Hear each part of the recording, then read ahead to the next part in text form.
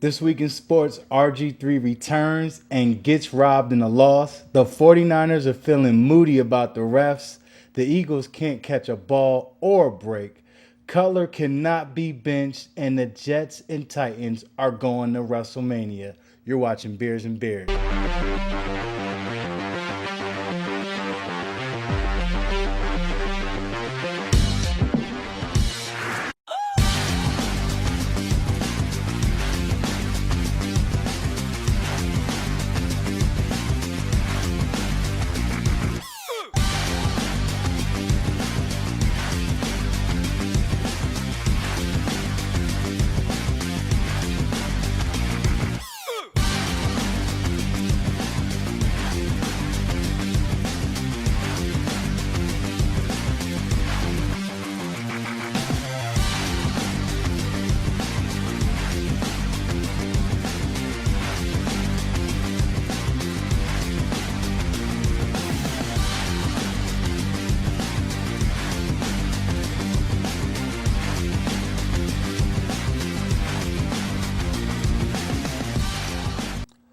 You're watching Beers and Beards. We're your hosts.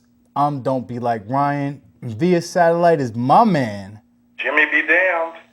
And we've seen a lot of craziness this past weekend in the NFL. We're going to get right down into it. In most people's recent memory, they seen those struggling Bears struggle a whole lot more against those Saints on Monday night.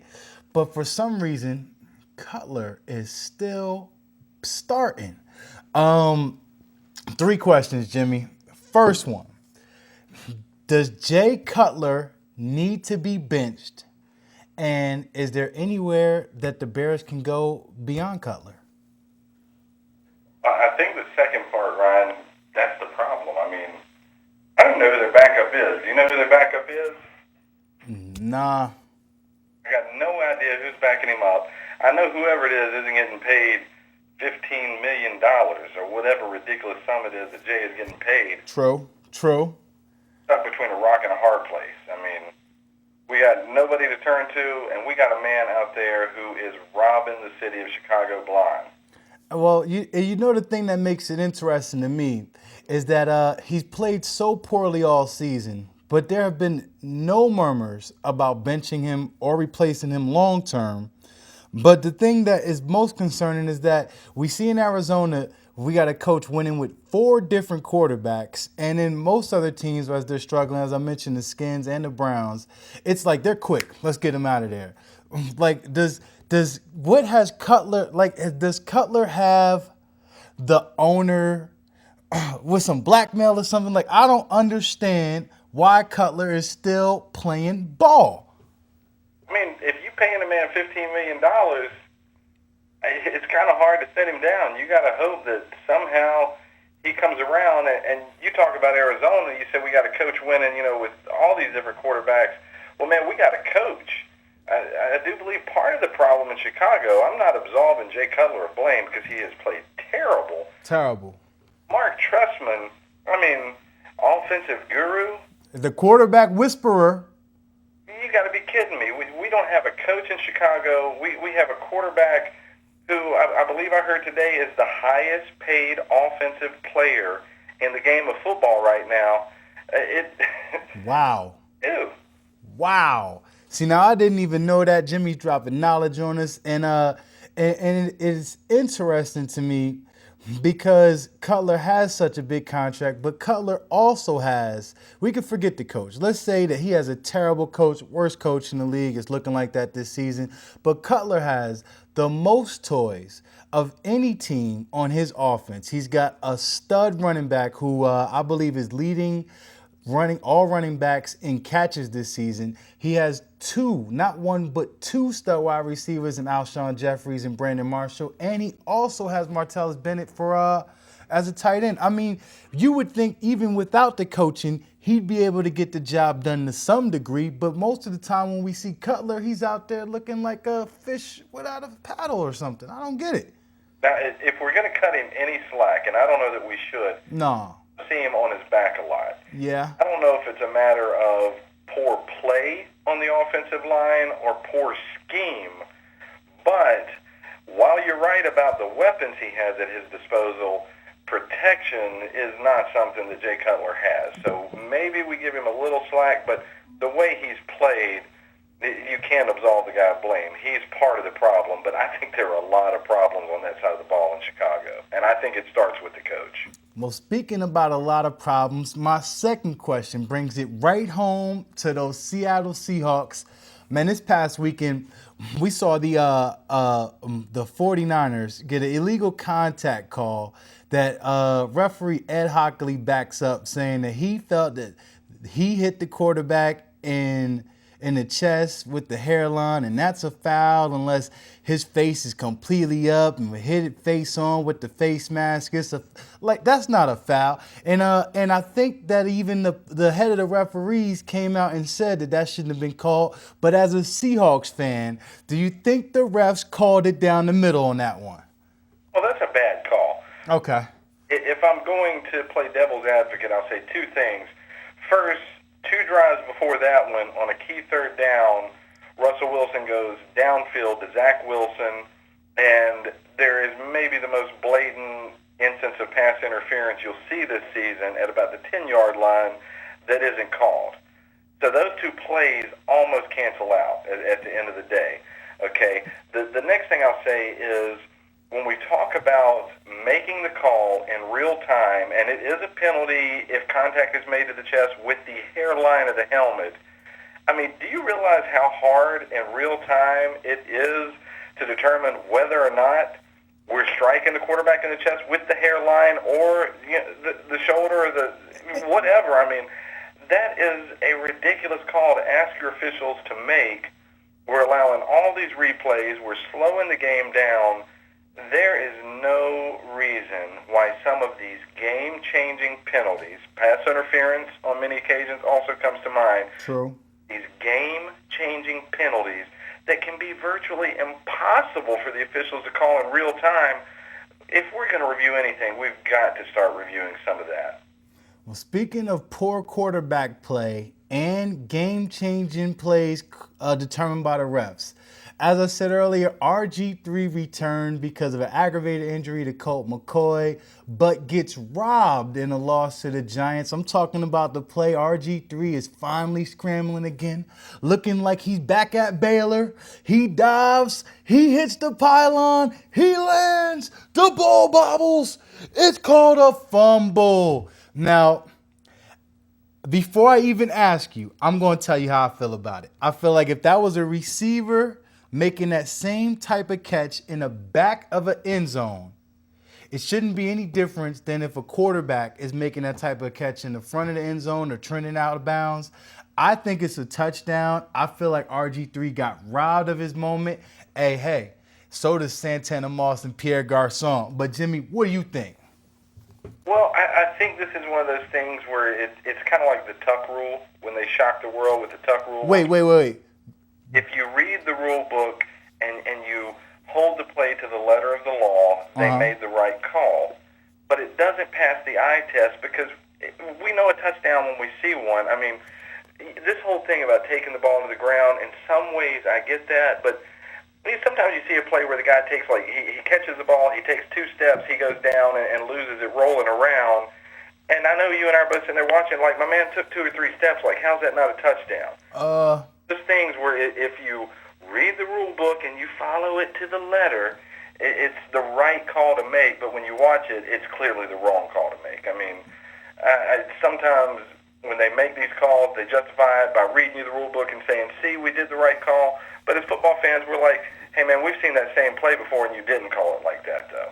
Well, speaking about seeing the same thing twice, the referee that I quoted earlier for the Seahawks hit was the same one that you just mentioned from that Tuck rule, Ed Hockley, man. I don't know. Whenever I hear his name or see him out there on the field, I think something fishy's going to happen. But ain't nothing fishy going on over here on the set. You're watching Beers and Beards. If you don't feel the same way we do, you can hit us up on the Twitter at Don't Be Like Ryan. Hit my man up at Jimmy Be Damned. Or hit us up at Beers and Beards. But we'll be right back after this short break.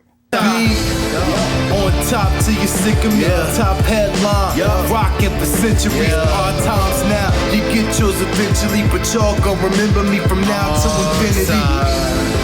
On top till you sick of me. Top headline, rockin' for centuries. Hard times now, you get yours eventually, but y'all gon' remember.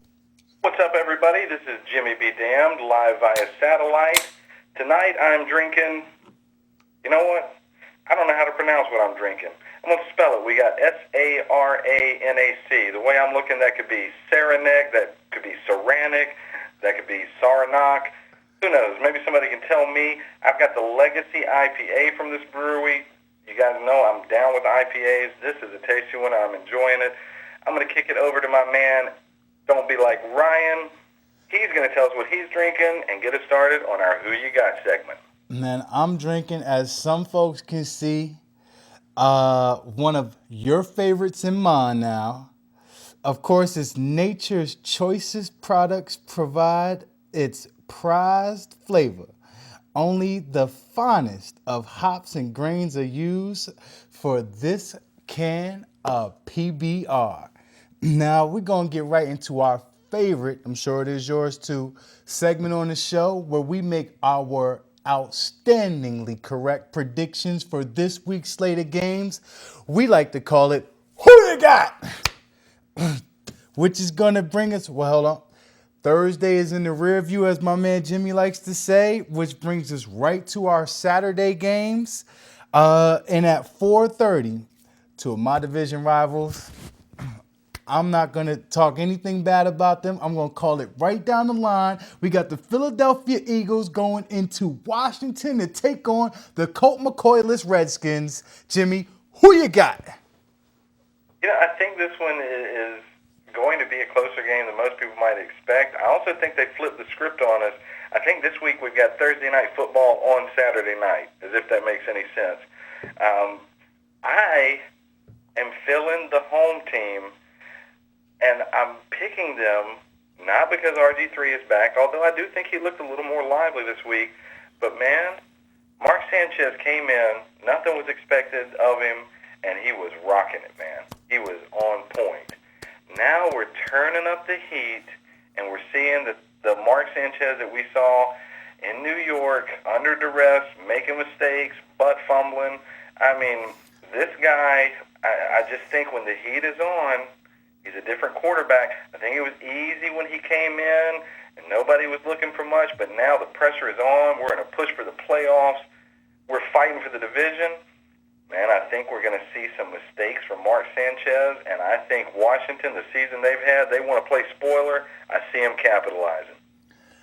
I am going to err on the side of caution. I know that the Eagles lost 2 straight home games, and now they're on the road. I do not expect a lot from Sanchez. I know Foles isn't coming out there, but unfortunately, just so Eagles fans won't say that I'm hating, I think I'm choosing the Eagles this game. I think that they should be coming in with a ferocity like they trying to make the playoffs. And that's going to be a little bit too much for RG3 to overcome, which brings us to our Saturday night game in San Francisco, a place I know you love to watch, where we see Phillip Rivers take those San Diego Chargers right into San Fran to take on the 49ers. Jimmy, who you got? Man, I got the Chargers. Nothing is going right for San Francisco. Nope. And, man, they're out of playoff contention. Some of those guys might be packing it in. We know Harbaugh is done. I don't know what we'll get from San Fran, but I know Phillip Rivers and those Chargers, they're fighting for their playoff lives. I think they've still got a lot to play for, and I think they'll show it. Well, which brings us to our next game. Of course, if I skip, I'm going with the team you went with, which is the Chargers. I don't see any way Phillip Rivers is losing this one. But I felt the same way last week, so we're going to have to see. But we also got the Minnesota Vikings going into Miami to take on the Dolphins. Oh, man, Jimmy, who you got? Flip a coin. This is one of those, man, these teams, whichever way I pick, with both of these guys this year, they live to prove me wrong. I'm going to go with Miami because they're at home. I don't have a whole lot of faith in Miami right now. I've got less faith in Minnesota, but hey, Teddy Bridgewater, And he's proved me wrong a lot already this year. Maybe he does it again. Maybe he does. However, I'm going Miami too, which brings us right into Houston. Well, actually brings Joe Flacco into Houston, a team featuring a lot of people on my fantasy football squad. It's the Baltimore Ravens taking on the Houston Texans, and I'm pretty sure Andre Johnson's going to be playing this week. Jimmy, who you got? Love J.J. Watt. Haven't said that. I probably like the Ravens more. I know they're on again, off again, but they were off last week. Even though they won, clearly not a good effort from them. I think this is their on week. And unfortunately, J.J. Watt, man, he can't do it all. Unfortunately, J.J. Watt has done a lot. I done seen him catch passes on the defensive side. I done seen him catch passes on the offensive side. But J.J. Watt ain't playing quarterback. Therefore, I'm going Flacco and them Ravens, which brings us right into Chicago. And just a side note, based on our conversation earlier, do you think that this is Cutler's last year in Chicago? I certainly hope so, but the problem is there's a lot of money on the line. I do know this. If I saw the details about his contract correctly, once we go into next year, if he stays next year, then the money for the following season is guaranteed, and we're talking another, between the 2 years, $30 million thrown at this dude. So, I mean, I think it's time to cut losses, but this is an expensive decision that the Bears have to make. And one that they're going to need to make soon, but not this week. This week, the decision you need to make, Jimmy, is if you're taking the Detroit Lions going into Chicago to take on the Bears, who you got? Lions, let's move on. All day, next. Which brings us to, I don't know if Killer Cam's going to be suiting up. He might not still be 100%. Derek Anderson came out last week looking very strong, and he's going to need to be. Well, maybe not. As he takes on his old team, the visiting Cleveland Browns. We got the Browns against the Panthers in Carolina. Jimmy, who you got? Derek Anderson is 2-0 on the season. Now, take it for what it's worth. Both of those wins came against Tampa Bay. This week, he beats a team other than Tampa Bay. I will say this. Johnny Football can't do any worse than he did last week. True. I don't know that he's going to do much better. I don't either. I don't think he will. I don't see why the Browns are playing Johnny Football when last week they were still mathematically in playoff contention. This week they might still mathematically be, but I wouldn't be starting Johnny Football. If you got the Cleveland Browns quarterback in your fantasy, you shouldn't be starting Johnny Football. And this week, I'm not choosing Johnny Football. I'm going with whoever the Panthers are putting out there at quarterback, which would take us to our next commercial break, and we'll be back right after these short messages.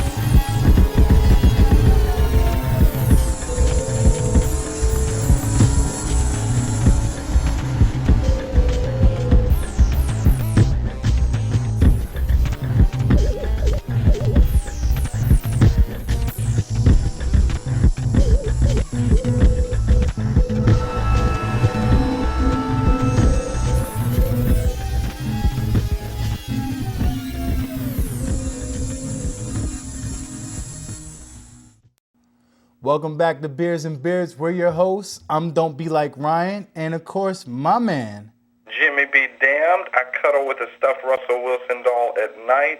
The actual Russell Wilson, I'm very cool with. If you need a place to stay, you can sleep on the couch. Probably not going to share the bed with him. I mean, I'm glad that you told him, and I didn't have to ask you nothing about it, but I'm cool with little Russell, too. And there's a few things that I'm cool with that you are as well. We're both taking the Packers over the Bucks. We don't see Aaron Rodgers losing 2 road games in a row. We're both taking the Patriots against the Jets. We ain't smelling the upset. Neither is Rex Ryan. We both taking the Bills against the hapless Raiders. And you know what? Let's go ahead and cut to the Sunday night football game where I'm going to make you two guarantees. Okay. One, Bruce Arians will wear a funny hat. Two, my Seattle Seahawks are going to eat the quarterback alive, or quarterbacks if he does this thing he's talking about and has packages to get Logan Thomas out there also. I'd love to see Logan Thomas out there. Look, their defense is stout. They will give my offense fits, and I'm willing to admit that, but it will not be enough to counter the damage that the Legion of Boom will do on the other side of the field, big man. You know something? I can't hate it all. I think that what Arizona's been able to do this season is amazing and unprecedented. But there's a thing about going to the well one too many times. Fourth string, man, I got to go Seahawks. But the games that we don't see eye to eye on, we got the Chiefs going into Pittsburgh to take on the Steelers. Jimmy, who you got? I'm not even sure. Is this Pittsburgh's on week or off week? That's one of those AFC North teams, man. It's like we get one team one week, another team the next week. I'm not sure what's going on there, but I'm going to take the Chiefs. Man, I'm not in love with the Chiefs, but hell, at least they've been somewhat consistent. Somewhat consistent. I don't even know if Alex Smith has thrown a passing touchdown yet. He might not throw one whole season. I'm going to have to check back because I don't study too much behind the Chiefs stats. But I'm going to need to check because that is just amazing to me. And if they think they're going to go into Pittsburgh and win a game without throwing a touchdown, man, they got another thing coming. You're right. Pittsburgh, everybody in the AFC North is real flip-floppy. But at home in Pittsburgh, terrible towels going around. I got to put my money on Mike Tomlin and Big Ben in them, man. I'm going Steelers. Now, let's give Alex Smith a little love. I believe it's touchdown passes to wide receivers. Okay. I think that's the drought. I think tight ends and running backs have managed to put a few on the board. Okay. Well, be that as it may, and I'm glad you cleared that up for us. I still don't think Alex Smith is a stud, and based on his play this season, is not doing much to convince me otherwise. But another guy that I'm having serious doubts about whether or not he's a stud, unfortunately, it's Matt. Don't be like Ryan. And those Atlanta Falcons, because they're going into New Orleans this week. And the Saints are coming off of a big Monday night win, a win that put them in first place in that sorry division. But, I don't even know what to call this. This game's kind of sad, mostly because both teams don't have a record above 500, and they're playing for a potential playoff spot. But Falcons, Saints, Jimmy, who you got? And you know what? They're not playing the Bears, so it's not going to be skating downhill. But I liked what I saw from the Saints nonetheless on Monday night. Maybe Matty Ice surprises me. I don't think so. I go with New Orleans. Well, I think this game is interesting because, honestly, the winner of this game should wind up taking that division unless Carolina's tie winds up helping them out. But I really feel like the winner of this game is going to wind up taking the division. And I want to go Saints, but I would rather my Cowboys take on the Falcons in the playoffs. So I'm going with the Falcons on the road to take this win, upset from that Steelers loss they took last week, which brings us right into one of your division rivals taking on one of my division rivals, where the St. Louis Rams are hosting the New York Football Giants. The people want to know, Jimmy, who you got? Look, man, I know the Rams have this thing down so far as the defense is concerned. True. So if they get anything from the offense, I like the St. Louis Rams in this contest. And you know what? I'm thinking that when they go out there and they're not playing the Arizona Cardinals defense, that's going to be like taking the training wheels off. I think they put some points on the board on O, and defense holds it down. I go with the Rams. Unfortunately, I think that you're a little bit biased toward the Rams because your team faces them twice a year. And I'm probably a little biased towards the Giants because my team faces them twice a year. I think that the Giants are a better team than the Rams. And it's mostly because of this rookie, Odell Beckham Jr. I think he is going to have another career game in his young career, up against the St. Louis Rams. I just don't see them being able to have enough offensive firepower to overcompensate for what I think the Giants will actually be able to do to them on offense. I'll stick with the Rams. That's cool. That's cool. But now we coming close to home because my beloved Dallas Cowboys will be home taking on Andrew Luck. And his luck's going to run out. His luck's going to run out this week. But I'll defer. Jimmy, who you got? Let's be real. I think I would go with your Cowboys, if not for this injury situation with DeMarco Murray. Oh, spray tan? His surgery. This notion that he may play on Sunday, I see that for a smoke screen and nothing more. You will miss DeMarco Murray. That puts the game on Tony Romo's shoulders.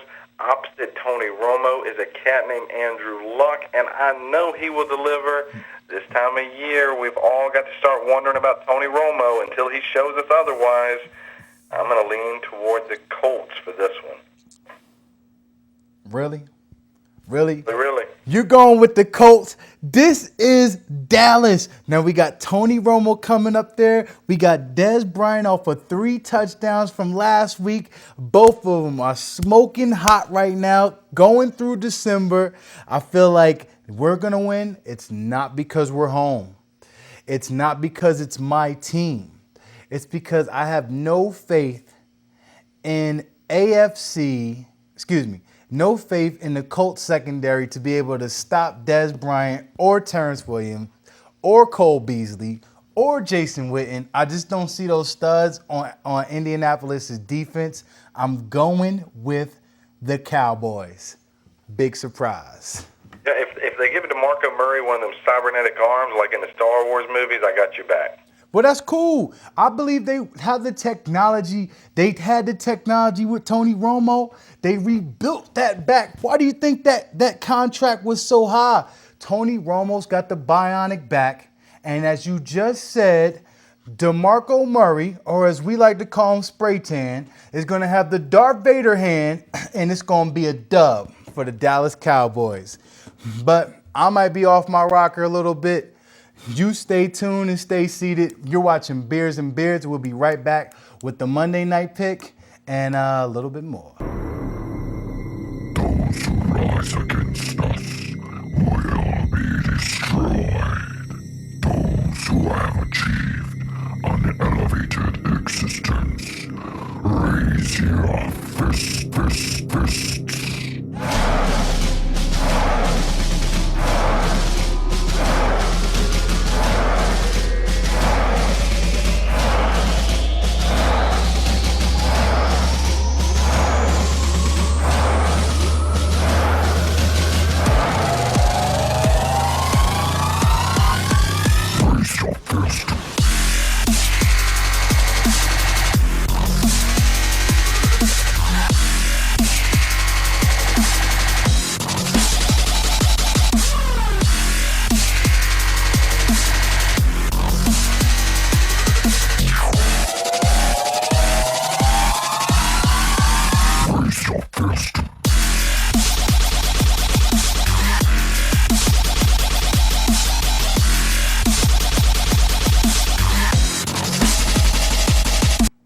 Welcome back to Beers and Beards. It's been another great episode, another great weekend of football. And of course, it's not over until that Monday night game. We're calling that now. It's the Denver Broncos going into Cincinnati to take on those Bengals. Of course, I don't care if he's got the flu. I don't care if he is hurt. I don't even care if Peyton Manning comes out to play without a thigh. I'm going with the Broncos. Jimmy, who you got? Oh, it's a primetime game. Well, we know the Bengals don't win those. It's the Broncos all the way. But I don't want to close out the show talking about that. I want to touch on fantasy football for a moment. I want to talk about my league, the FFFL. I want to talk about Neil Koger. Shout out.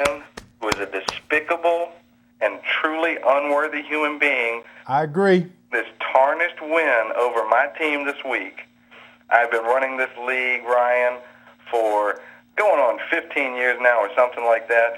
This is the first time ever that anyone has been eliminated from playoff contention 1 week away from the championship and didn't lose the game. I'm talking about a tie. I'm talking about losing the game simply because we tied and he's the number one seed, so he advances. I'm talking about a travesty. I'm talking about it should not stand. Neil, I'm ashamed of you. You should split the money with me, whatever place you wind up in. I would probably be a real man and defer and say that the other person should go on. To that effect. It's horrendous. I haven't slept a wink. I'm angry. Well, let me ask you this. How does the fantasy Super Bowl wind up playing out? Is it, because I didn't check who won the other game besides yours. We got John Reinhold, our league villain, and his Goats of Doom, taking on Neil Koger and his Tony Onos. He's also a Cowboy fan, but not as big on the Romo as you are, obviously. And obviously, I have to go with the league villain here because, Neil, it's despicable, it's shameful, it's every bad adjective that I haven't thought of at this point in time. Shame on you. Shame on Neil, but you guys have been watching Beers and Beards. Make sure you check us out on YouTube. Hit us up on Facebook, on Twitter, and on Tumblr, and on Instagram, because we're on all 5. Also, you can check us out on Star News, 10:30, 11:30, and we'll see you again for another round of Beers and Beards. Drink responsibly. You know it.